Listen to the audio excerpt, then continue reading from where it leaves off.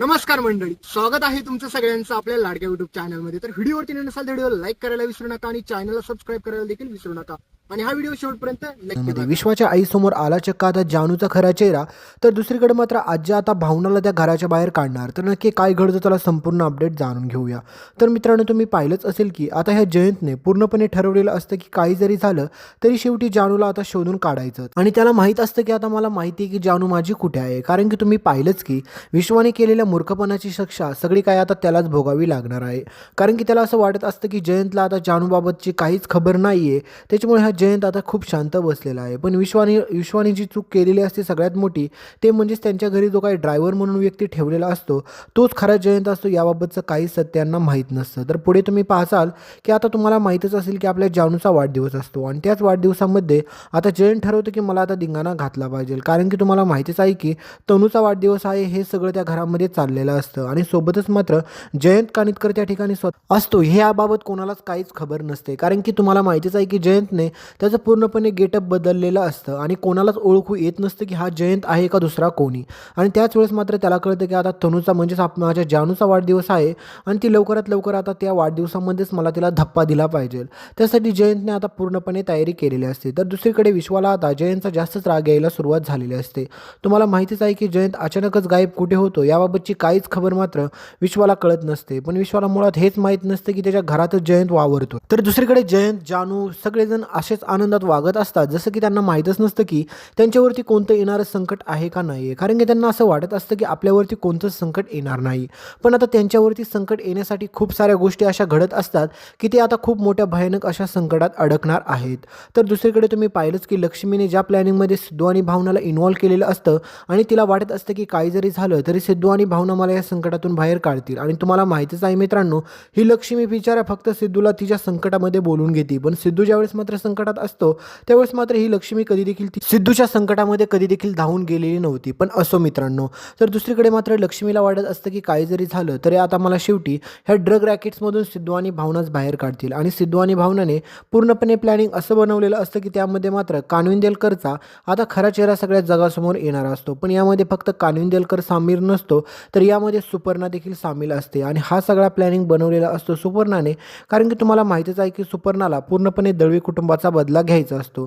तर दुसरीकडे मात्र आता सिंचना पूर्णपणे तापलेली असते. त्याच्यामुळे सिंचना ठरवते की असल्या नवऱ्यासोबत राहण्यापेक्षा मी याच्यासोबत न राहिलेलंच चांगलं. त्याच्यामुळे ती ठरवते की याला डिवोर्स देऊया आणि याची कायमची साथ सोडून मी माझ्या घरी निघून जाते. ह्याचा पूर्णपणे आता तयारी मात्र सिंचनाने केलेली असते आणि त्यासाठी मात्र तिने डिवोर्स पेपर देखील बनवलेले असतात. आणि तिला एकच गोष्ट वाटत असते की सगळ्यांसमोर आता खरोखरचा चेहरा म्हणजेच मात्र हरीशचा येईल आणि त्याच्यानंतर मात्र माझं ह्या घरात काहीच अस्तित्व राहणार नाही. त्याच्यामुळे सिंचना ठरवते की काही जरी झालं तरी मला आता लवकरात लवकर हे घर सोडून निघून गेलं पाहिजे. तर दुसरीकडे मात्र लक्ष्मी, श्रीनिवास हे सगळेजण तिला समजवत असतात आणि म्हणत असतात की सिंचना तुझा हा निर्णय चुकतोय बेटा. कारण की तू जर हरीशला डिवोर्स दिला तर त्यानंतर हरीशचं काय होईल. त्याच्यामुळे तू एकदा हा विचार कर देखील. आणि त्यावेळेस मात्र हरीश देखील म्हणत असतो की सिंचना तुझं हे चुकतंय. तू मला असा डिवोर्स नाही देऊ शकत. तुझं माझ्यावरती प्रेम आहे ना, मग तू असं नाही करू शकत. पण तुम्हाला माहितीच आहे की हरीशनं जो काय नालायकपणा करायचा ठरवलेला असतो हा सगळं काय आता सगळ्यांसमोर उघडकीस आलेला असतो. पण हरीशला वाटत असते की एकदा पैसे भेटले की सगळं काही संकट दूर होऊन जाईल आणि त्याच्यानंतर माझ्यावरती कोणतंच संकट येणार नाही. हा हरीशचा सगळ्यात मोठा गैरसमज असतो. पण बिचाऱ्या हरीशला माहीत नसतं की हे सगळं करून तोच या सगळ्यामध्ये किती मोठा अडकणार आहे. तर त्याच्यामुळे बिचारा हरीश काहीच बोलत नाही आणि हरीश म्हणतो की सिंचना तू मला ही साथ अर्ध्यातून नको सोडू. कारण की हे सगळं करतोय, कमवतोय कोणासाठी, हे सगळं मी तुझ्यासाठीच करतोय. पण या ठिकाणी सिंचनाने जो काही निर्णय घेतलेला असतो तो कदाचित बरोबर असेल किंवा चुकीचा असेल. पण ह्या हरीशने नालायकपणा केला त्या सगळ्याची शिक्षा त्याला झालीच पाहिजे. तर दुसरीकडे मात्र सिद्धू आणि भावनाने आता कानविंदेलकरला तर पकडलेला असतो. पण त्याच्या अगोदरच मित्रांनो सुपर्णाने खूप मोठं जाळं आखलेलं असतं. कारण की सिद्धू आणि भावनाने स्वप्नात देखील विचार केलेला नसतो की या सगळ्याच्या पाठीमागे सुपर्णा देखील असेल म्हणून.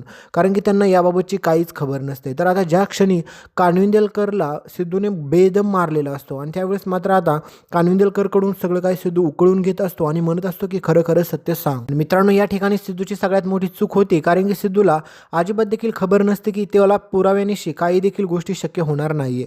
आणि तुम्हाला माहितीच आहे आता सिद्धू एवढ्या मोठ्या संकटातून बाहेर सुटलेला आहे आणि त्याच्यानंतर परत सिद्धू एवढी मोठी चूक करून ठेवणार आहे की सिद्धूने याचा स्वप्नात देखील विचार केलेला नसेल. कारण की सिद्धू परत मित्रांनो पोलिसांच्या जाळ्यात अडकू शकतो. कारण की तुम्हाला माहीतच आहे की सिद्धूचं काहीही कारण नसताना सिद्धूने पोलिसांची मदत न घेता कानिंदलकरला पकडण्याचा प्रयत्न केला आणि त्याला देखील तुम्ही पाहिलंच की लक्ष्मीने जो काही निर्णय घेतलेला असतो आणि ती बोलत असते की चोराला पकडण्यासाठी कधीकधी चोर देखील व्हावं लागतं आणि हेच तिची सगळ्यात मोठी चूक झालेली असते. आणि या सगळ्या जाळ्यामध्ये बिचारा आपला सिद्धू अडकणार आहे. कारण की तुम्ही पाहिलंच की आतापर्यंत सिद्धूवरती जेवढी संकट आली त्याच्यातील 90% संकटं तर ह्या दळवींच्या कुटुंबामुळेच त्याच्यावरती आलेली असते. आता सिद्धूचं कोर्ट कचेरी प्रकरण थांबलं होतं, सुखाने त्यांचा संसार चालला होता, त्या घरामध्ये भावनाला देखील योग्य ते स्थान भेटलं होतं आणि सगळं काही कंट्रोलमध्येच चाललं होतं. तर तेवढ्यात मात्र आता ह्या लक्ष्मीने जो काही मोठा खेळ मांडून ठेवलेला असतो की ते ड्रग रॅकेट पकडायचं, त्यामध्ये हे स्वतःच जाऊन अडकणार आहेत. तर दुसरीकडे मित्रांनो तुम्ही पाहाल की आता जानूच्या वाढदिवसामध्ये सरप्राईज म्हणजे अचानक धप्पा देण्यासाठी हा जयंत कानिटकर त्या ठिकाणी येतो आणि विश्वाच्या आईला सगळं काही सत्य सांगून टाकतो. कारण की विश्वाची आई म्हणते की अहो जयंतराव तुम्ही अचानक असे आला आणि हॅपी बर्थडे बोलता, हे कोणासाठी? त्यावेळेस मात्र जयंत सांगतो की आज माझ्या बायकोचा वाढदिवस आहे आणि माझी बायको विश्वाने लपवून ठेवलेली आहे. त्यावेळेस मात्र हे सगळं कळाल्याच्या नंतर विश्वाला तर काही कळत नसतंच, पण दुसरीकडे मात्र आता तुम्ही समजेल की तुम्हाला की जयंतला देखील आणि सोबतच मात्र सईला आणि सगळ्यांना धक्का बसतो. कारण की सगळ्यांना असं कळतं की जयंत असा बोलतोय की विश्वाने माझी बायको लपवून ठेवली. त्यावेळेस मात्र विश्वाची आई म्हणत असते की अहो जयंतराव तुमचा काहीतरी गैरसमज होतोय. कारण की विश्वा असं का करेल आणि विश्वाला मुळात तुमची बायको माहीतच नाही तर तो का लपवून ठेवील तिला? तर त्यावेळेस मात्र जयंत म्हणतो की एकदा तुम्ही विश्वाला बोलवा, कारण की त्याला सगळं काही सत्य माहीत आहे.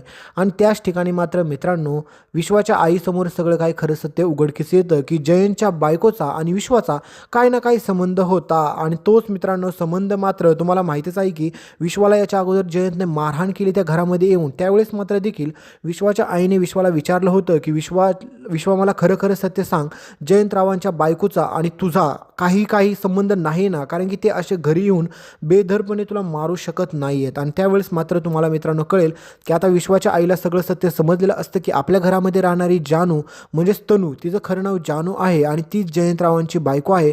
मग ती आमच्या घरात लपून का राहते? विश्वा तिच्यासोबत एवढा का राहतोय? नेमकं काय सत्य आहे हे सगळं शोधून काढण्याचं काम आता मात्र विश्वाची आई करत असते. आणि मित्रांनो तिच्यासमोर जे सत्य उघडकीस येतं ना ते कळाल्याच्या नंतर बिचाऱ्या विश्वाच्या आईच्या पायाखालची जमीन सरकते आणि तिला सगळ्यात मोठा धोका बसतो. तो म्हणजेच तिला कळतं की विश्वासघात झाला तिच्यासोबत. कारण की मित्रांनो तुम्हाला माहितीच आहे की बिचाऱ्याने आत्तापर्यंत जानूला स्वतःच्या मुलीसारखं सांभाळलेलं असतं. कारण की तिला वाटत असते की ही तनू खूप चांगली मुलगी आहे आणि खूप गोड देखील आहे, मला प्रत्येक कामामध्ये मदत देखील करते आणि एकदम खरी बोलणारी व्यक्ती देखील आहे. पण हिने शेवटी आता काय केलेलं आहे मित्रांनो तुम्ही पाहिलंच. आणि ह्या सगळ्याच्या चुकीमुळे मित्रांनो तुम्ही पाहिलंच की एकीकडे मात्र आता हा विश्वा आणि त्याचे पूर्ण कुटुंब आता जयंतच्या ह्या तावडीमध्ये अडकलेलं असतं. कारण की हा जयंत तुम्हाला माहितीच आहे की साधा सुद्धा माणूस नाही. तो विश्वाला मारायला देखील मागे पुढे करणार नाही. आणि पुढे तुम्ही हेच पाचाल की विश्वाच्या आईवरती चक्क आता जयंत हा जीव घेणा हल्ला करतो.